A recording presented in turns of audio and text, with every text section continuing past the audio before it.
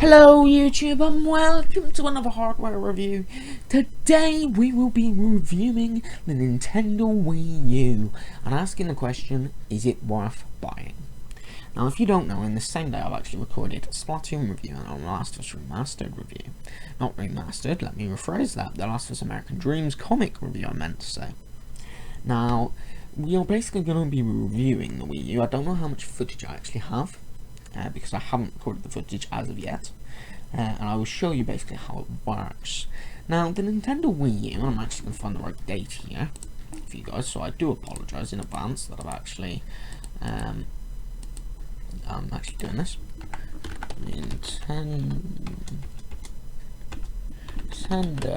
Wii U. Wiki, there we go, right. So the Nintendo Wii U is Nintendo's first home console ever to support, I meant to say, high definition.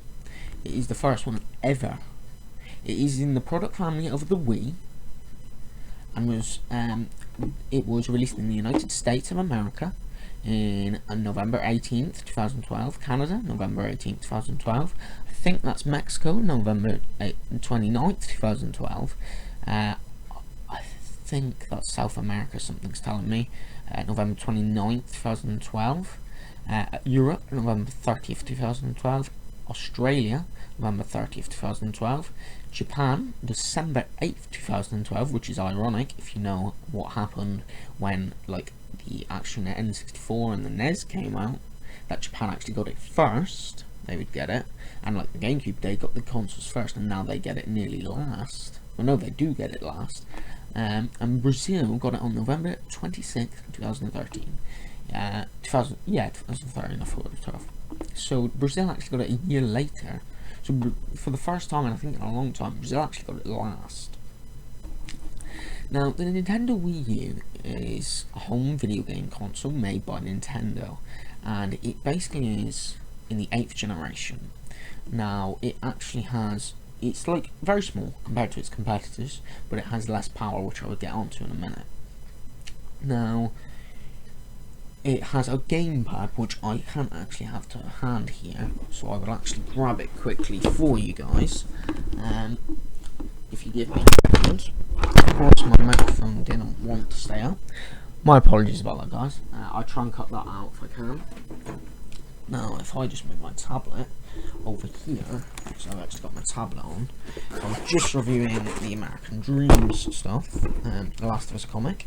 Now, the Wii U tablet is, I've got the premium edition, so I've got the black console, not the white. And the difference is, I will explain in a minute, so please, I don't mean that to be racist, but there is differences in storage capacity of the consoles, which I will explain to after I explain this. That's why I've gone for the premium one. Now you get this, it's got the same layout on both controllers, it's just the colour difference, and obviously size difference of the consoles. And the Wii U pad has its D-pad, it has its two analog sticks, which you can probably hear. It's A, X, B, Y buttons. It's start and select. It's power, a TV control, which I don't even think works in Europe. It's battery light, home, and a microphone. Now on the back of the Wii U pad, you have a like thingy bob.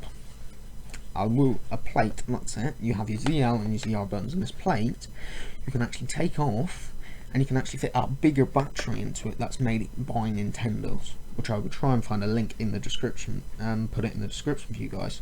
And this one actually has, I think, a 3 to 5 hour battery, whereas the bigger one has an 8 to 10 hour battery in it, which I'm actually thinking of investing in. Now, as well on the back, you have your right trigger and your left trigger. You have your ZL bumper and your ZR bumper. You have your volume control, your, I think it's infrared, your microphone jack, and your AC adapter jack. You also have a pen, and on the front you have a camera and a screen. Now this screen is the magic functions of the Wii U. This is what makes the Wii U so unique in its generation, whatever in fact. Now this screen you actually use as a second screen. Now not all games support this. The ones that I've played that I know doesn't is Splatoon, as I know of, and Funky Barn. I those are the ones that I've played that I know does not support it. I think Hyrule Warriors might be one as well. And there's another one which I can't remember. Something's telling me it's Legend of Zelda Wind Waker HD, but I think I'm wrong there. And basically, if, like, let's say I wanted to watch TV while playing, or I was editing a video, this is where it comes in very big use.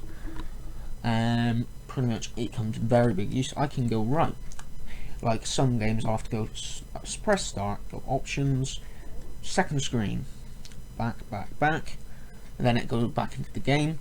The game screen that's on there, so what is basically on the Wii U is output into the TV, will now be on this, the gamepad.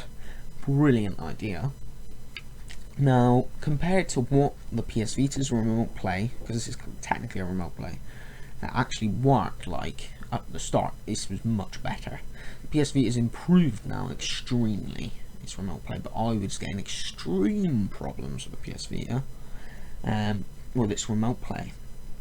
Now, this, I haven't had a lag spike. If I go too far away, it will shut off, pretty much. Not the whole console, the actual pad to say, you are out of range, please get back in range, or turn your Wii U console off.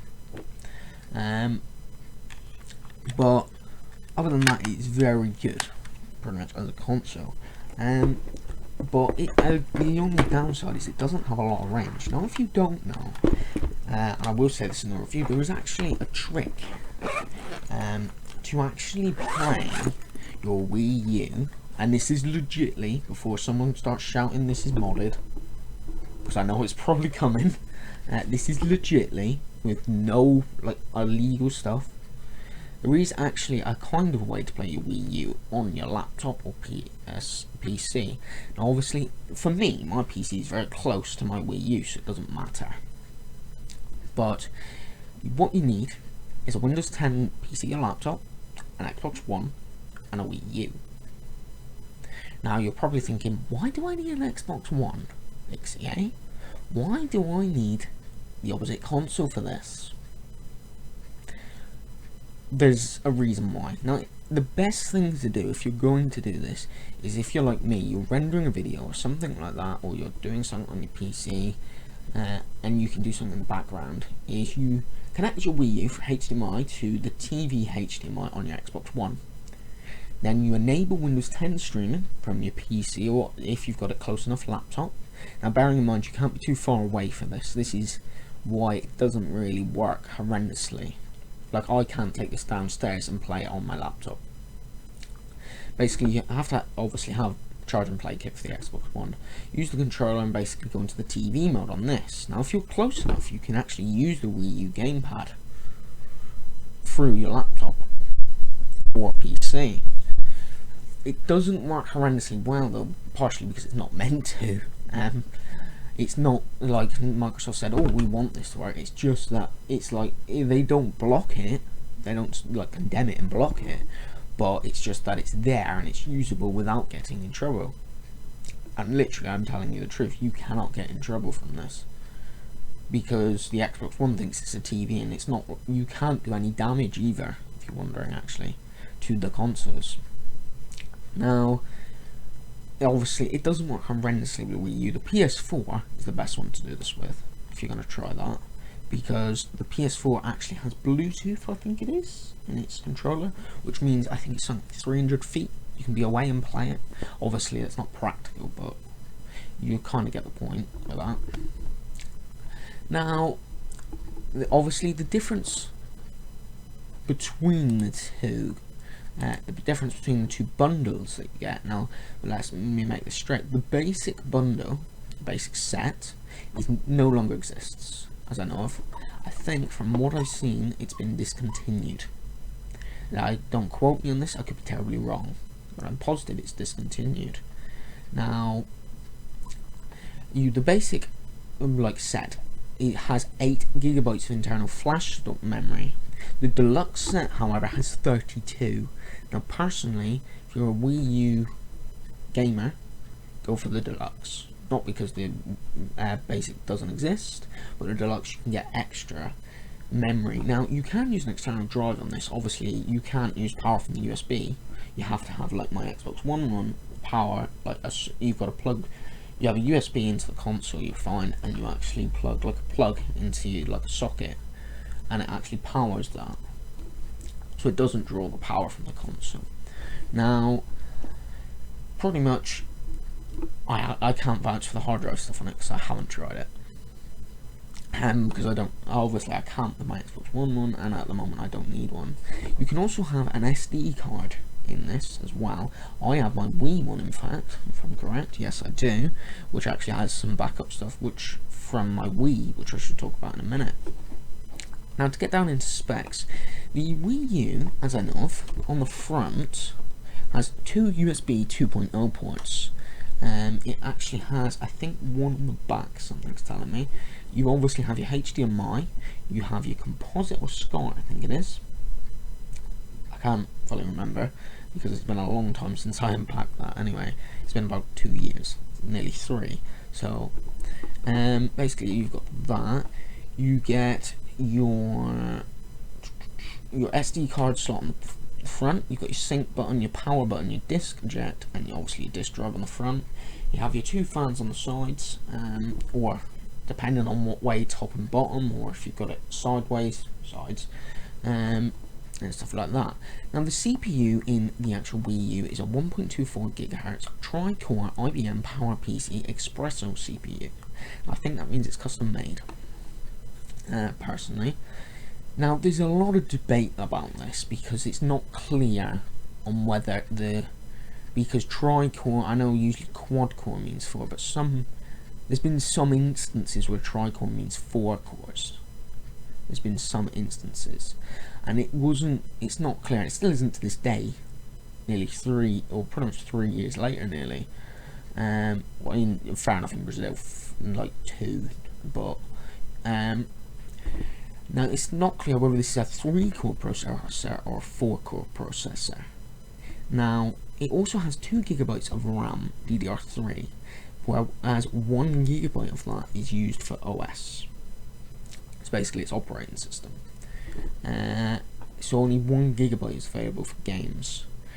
It has a 550 MHz AMD Radeon Latte graphics processor, but the difference between the other two in this is obviously power, but the main difference is the Xbox One and PS4 is APU based, so the Wii U is CPU and GPU based, whereas the Xbox One and PS4 only has 1 chip in it, pretty much. Not saying it only has 1 chip, like total chip, but it has 1 chip for its CPU and GPU. The Wii U has 2 chips, 1 for its CPU and 1for its GPU. Now, it does have cameras, as you know. Its front camera, does it say? I don't think it does. Its camera, oh no, it's only 1 camera, sorry. It's a 1.3 megapixel camera. Now, its sound is 5.1 linear, PCM, analog stereo, so it's not surround.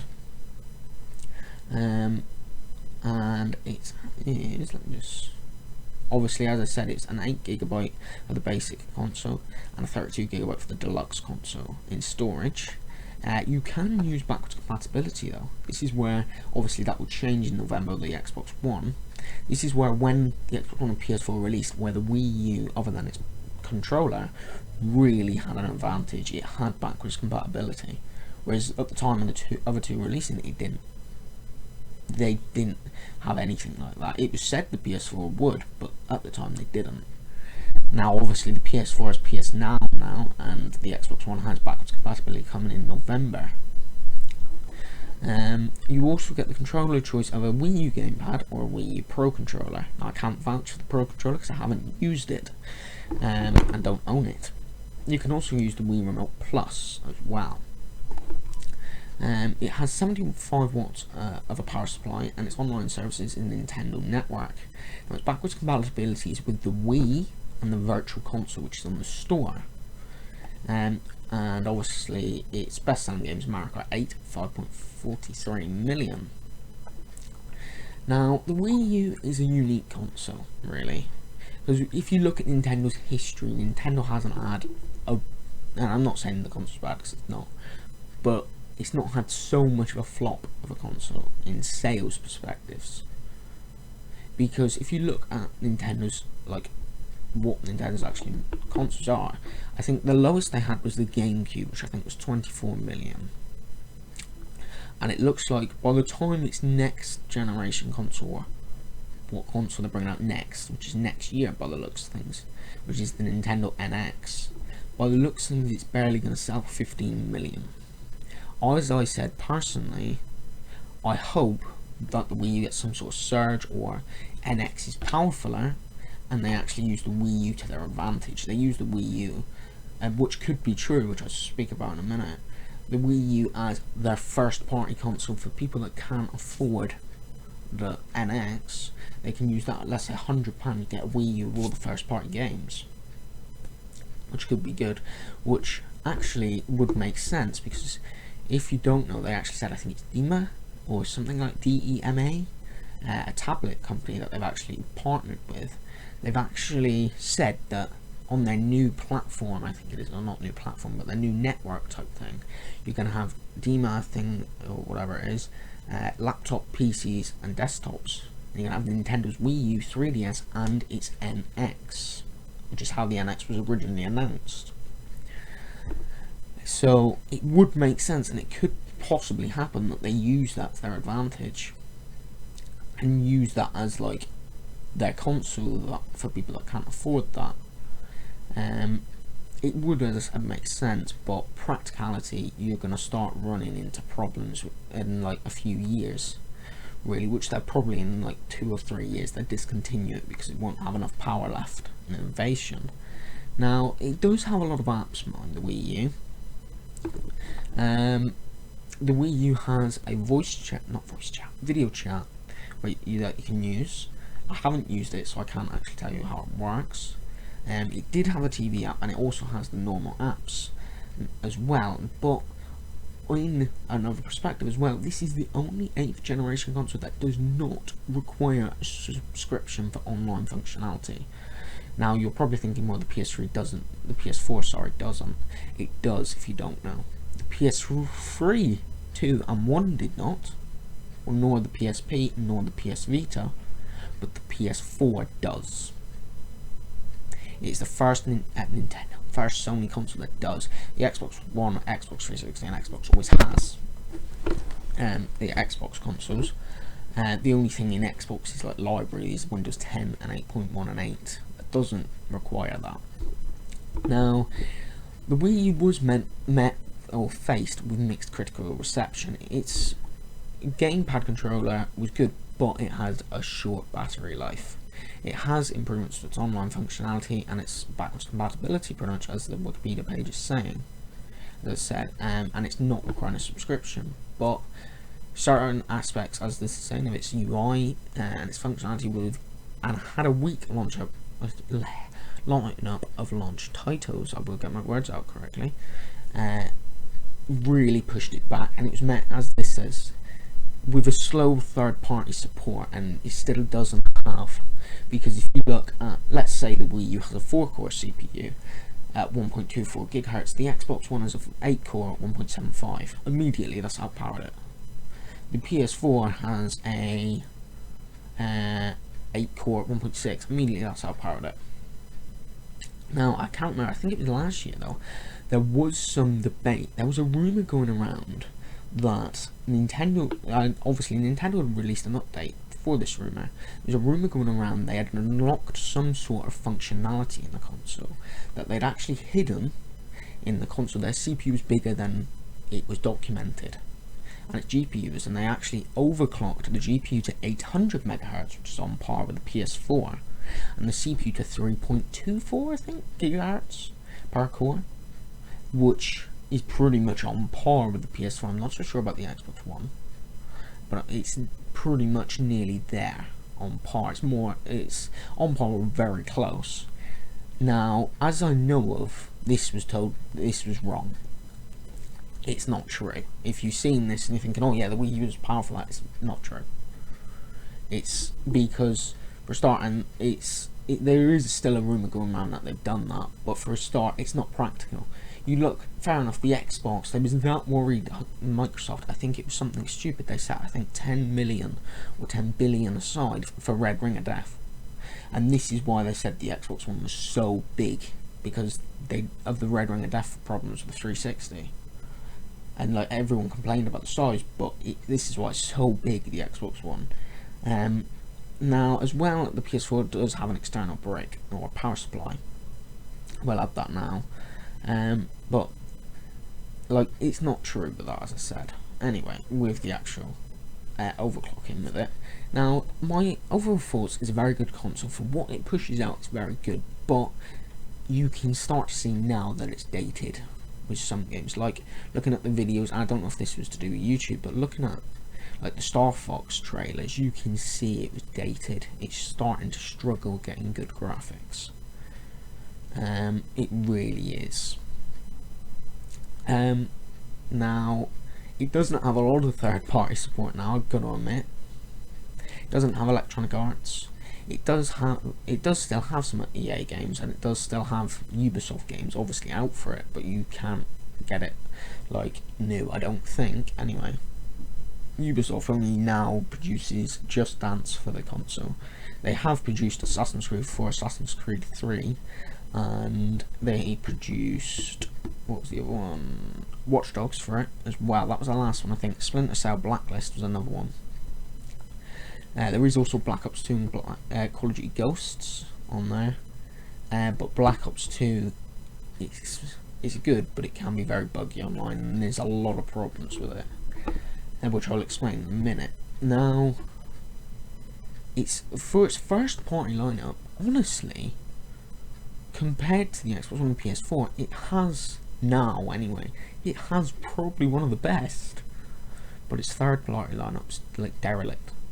Like, literally, if you had 2 rooms, it's first party, or 3 rooms, it's first party, second party, and third party.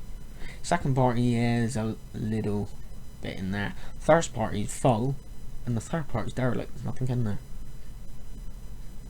So, it's like, I don't think that it will die, pretty much the console. I don't think they'll just push it to the side. I think they'll support it. But, honestly, if you were a third party player, you play stuff like Call of Duty, like the new Call of Duties, the new Battlefields, the new WWEs, the new new Tomb Raiders and stuff like that, go for an Xbox One or PS4. Wii U's not for you. If you want to have it as a second console because you want to play the first party, definitely get it.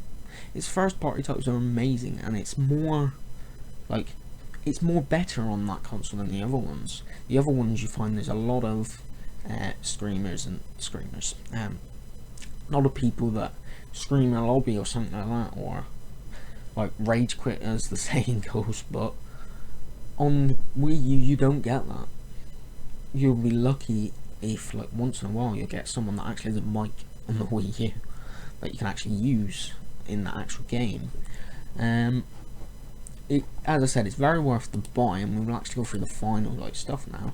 Now, graphically, I'm going to give the Wii U a 7 out of 10. It is dated, but it can push out quite well graphics for what it has in it. Control-wise and ease of access, very good. There is some games that the Wii U gamepad isn't used for to its potential, or easier, like ease of access, for it.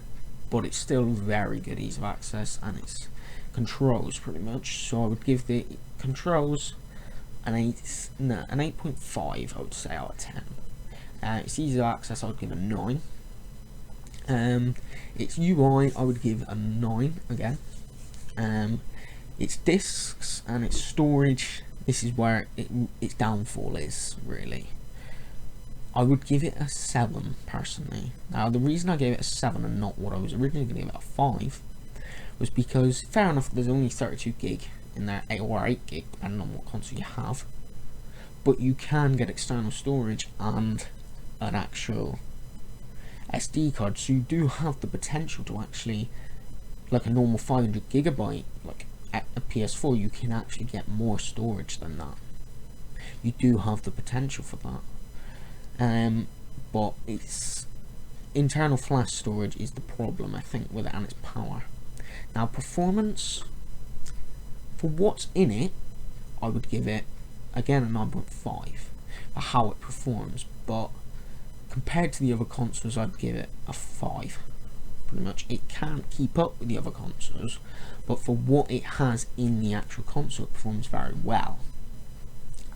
So my final thing on that would be, I would say a 9. Pretty much.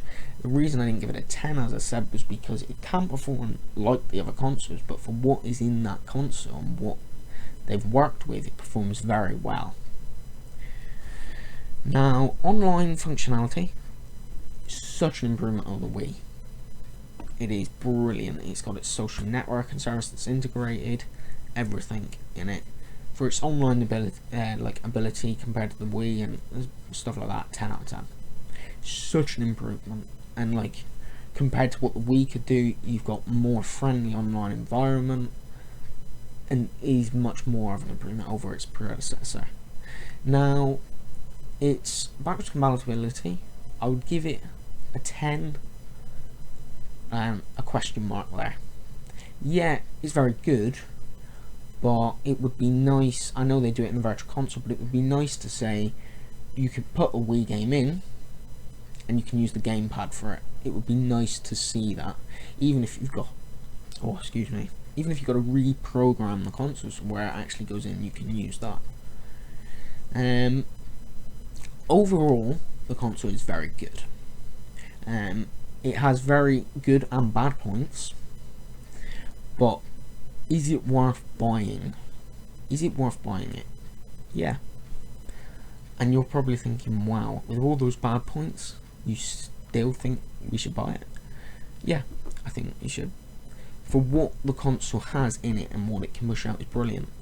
And I'll actually tell you a secret that I actually found out. Apparently, when the other two consoles came out and Ghosts was released on the Wii U, that was running at 720p. I think it was 30 or 60 FPS. Now, I think the other consoles, the Xbox One 720p, I think it was, the PS4 1080p. Now, it was actually said because when that was actually a launch title, the other consoles at their launch day was actually running the game at 720p. So even the Wii U was nearly outpowering those consoles. Now, I know that was only for a day, but still. Now, yeah, as I said, it's very good. It doesn't have a good third-party support, but its first-party support is brilliant. It's family-friendly, and for what it can actually do, the first-party support. I don't play it often, but I should do. But when I do play it, I get so engrossed, it's unreal. The third-party games that are out from previous, releases before third-party support was gone, they're very good still. It's good to have those, but the first-party support that you get on the console is brilliant.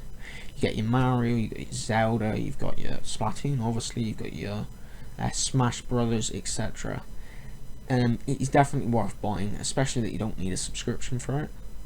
Even if you just keep it as an extra console or something like that. You can even use it when someone wants to watch TV, if you're in a front room or something like that. My overall review on it and my overall score would be a 9 out of 10. It's very good, but it does have its downfalls. It is worth buying though. I would definitely buy it for its backwards compatibility, its online stuff, its virtual console, everything. It's such an improvement over its predecessor.